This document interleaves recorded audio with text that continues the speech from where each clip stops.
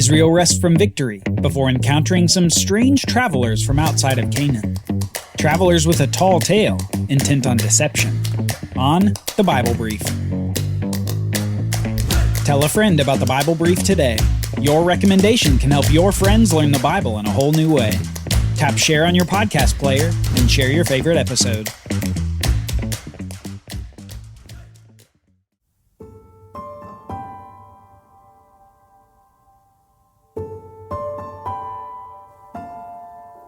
I am setting before you today a blessing and a curse.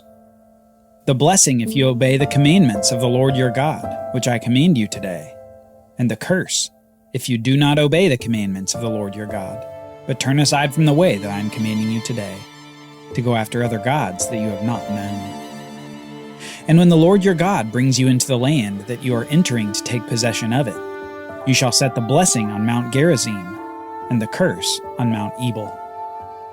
From the speech of Moses in Deuteronomy chapter 11. The nation is only 2 cities into the war for the land of Canaan. Only 2 battles, and Israel had already had a taste of the blessing and the curse that Moses spoke of. First they encountered blessing at Jericho, a seemingly impossible victory without the loss of a single soldier. A total victory that harbored a secret disobedience.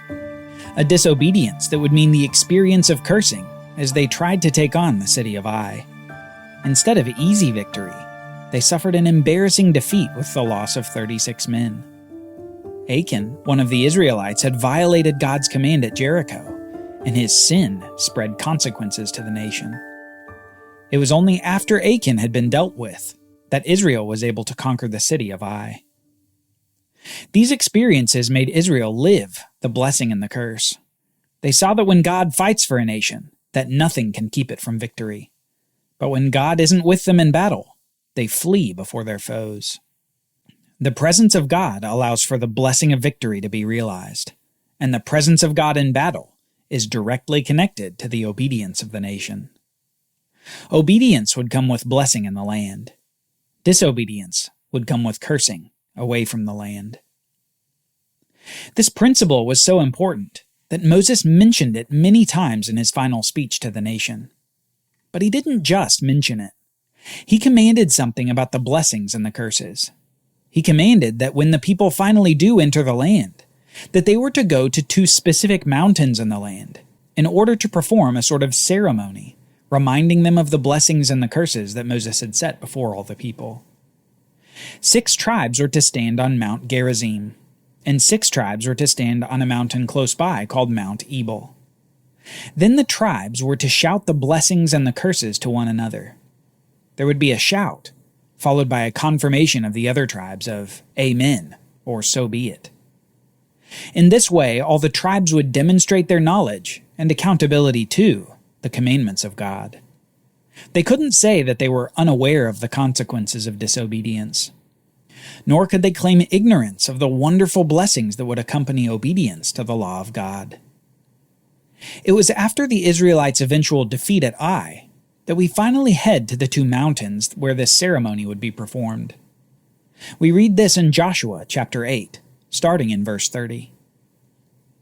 At that time Joshua built an altar to the Lord, the God of Israel, on Mount Ebal, just as Moses, the servant of the Lord, had commanded the people of Israel, as it is written in the book of the law of Moses, an altar of uncut stones, upon which no man has wielded an iron tool. And they offered on it burnt offerings to the Lord, and sacrificed peace offerings. And there, in the presence of the people of Israel, he wrote on the stones a copy of the law of Moses which he had written. And all Israel, sojourner as well as native-born, with their elders and officers and their judges, stood on opposite sides of the ark before the Levitical priests, who carried the ark of the covenant of the Lord.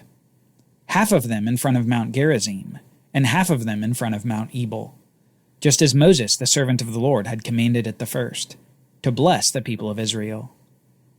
And afterward Joshua read all the words of the law, the blessing and the curse, according to all that is written in the book of the law.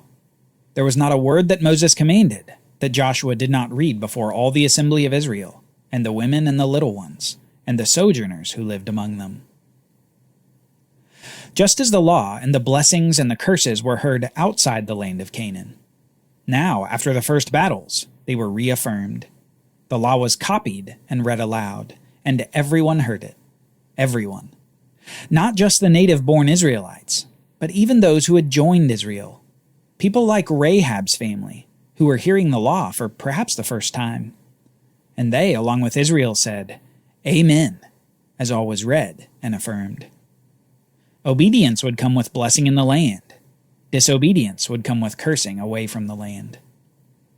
All Israel heard the law that day, but it turns out there were probably some spies in their midst as well. Someone else had learned of the law of Israel, and they were set to take advantage of this new knowledge. These people were the Gibeonites. Let's read Joshua chapter 9, beginning in verse 3. But when the inhabitants of Gibeon heard what Joshua had done to Jericho and Ai, they on their part acted with cunning, and went and made ready provisions, and took worn-out sacks for their donkeys, and wineskins worn out and torn and mended, with worn-out patched sandals on their feet, and worn-out clothes. And all their provisions were dry and crumbly. And they went to Joshua in the camp at Gilgal, and said to him and to the men of Israel, "We have come from a distant country, so now make a covenant with us." But the men of Israel said to the Hivites, "Perhaps you live among us, then how can we make a covenant with you?" But the Hivites said to Joshua, "We are your servants." And Joshua said to them, "Who are you, and where do you come from?" The Gibeonites, a subset of a larger people group called the Hivites, are a fearful people, and rightly so.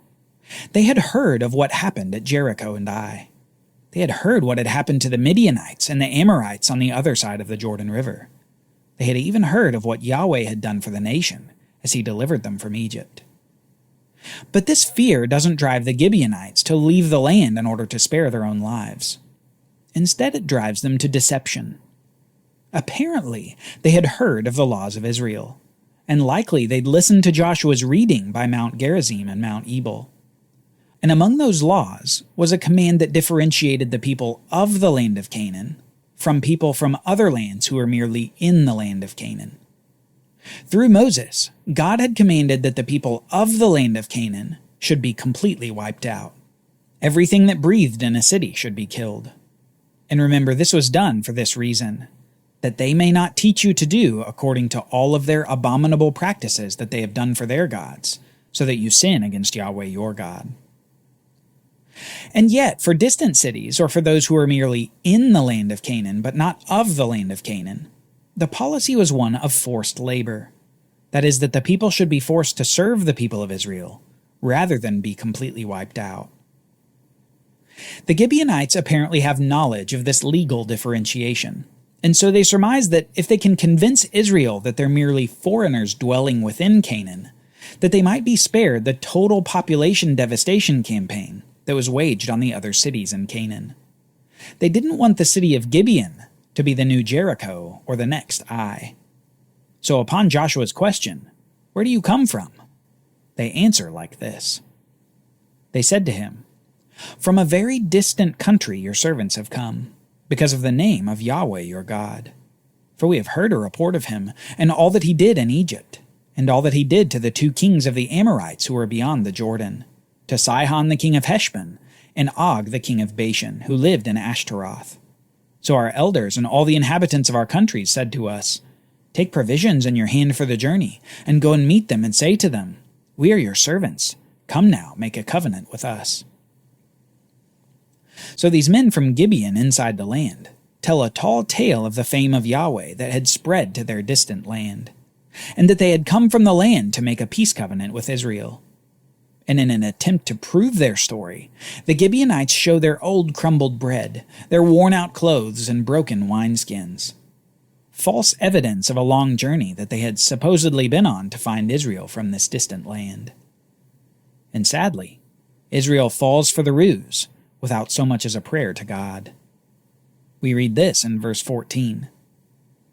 "So the men of Israel took some of their provisions, but did not ask counsel from the Lord. And Joshua made peace with them, and made a covenant with them to let them live. and the leaders of the congregation swore to them. The Bible itself gives us a sense of the foolishness of Joshua and the Israelites in this moment.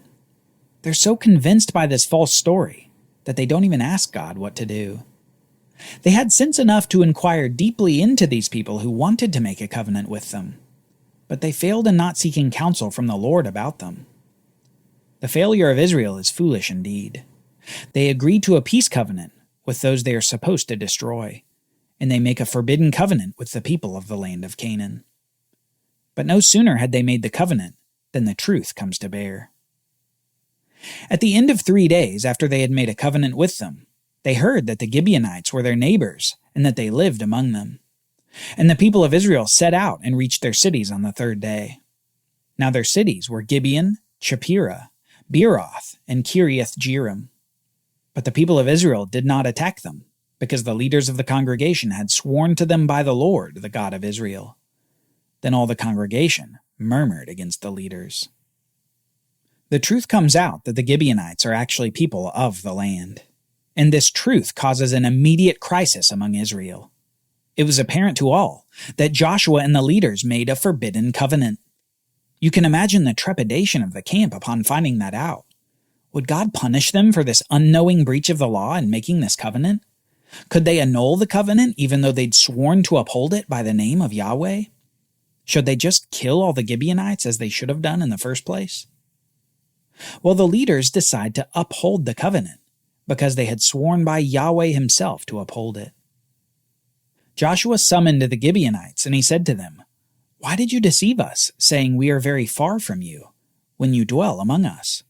Now therefore you are cursed, and some of you shall never be anything but servants, cutters of wood and drawers of water for the house of my God." They answered Joshua, "Because it was told to your servants that for certainty the Lord your God had commanded his servant Moses to give you all the land, and to destroy all the inhabitants of the land from before you. So we feared greatly for our lives because of you, and did this thing. And now behold, we are in your hand. Whatever seems good and right in your sight to do to us, do it." So he did this to them, and delivered them out of the hand of the people of Israel, and they did not kill them. But Joshua made them that day cutters of wood and drawers of water for the congregation, and for the altar of the Lord to this day, in the place that he should choose. The Gibeonites cast themselves at the mercy of Joshua. They had seen the desire of the Israelites to just kill them and be done with it, and they appeal to Joshua to do what seems right to him. And so Joshua decides to force them to labor, as if they were from a distant country and not from within Canaan. He was stuck between a rock and a hard place.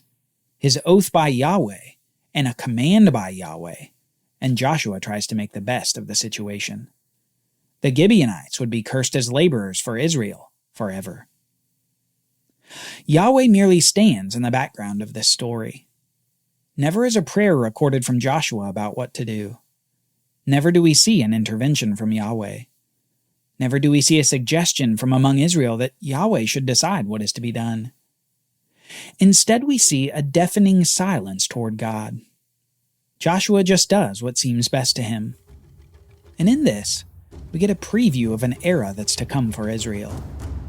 An era when everyone does what is right in their own eyes. But in the midst of this event at Gibeon, other things are happening in southern Canaan. An alliance is forming against Israel. People are gathering together for Israel's toughest military test yet. No more are there just cities fighting for themselves. Instead, they're forming an army of multitudes. Join us next time as we see the great battle between Israel and the Southern Alliance on a day that the world will never forget. The longest day in recorded history. The Bible Brief is brought to you by the Bible Literacy Foundation, dedicated to helping people like you learn the Bible.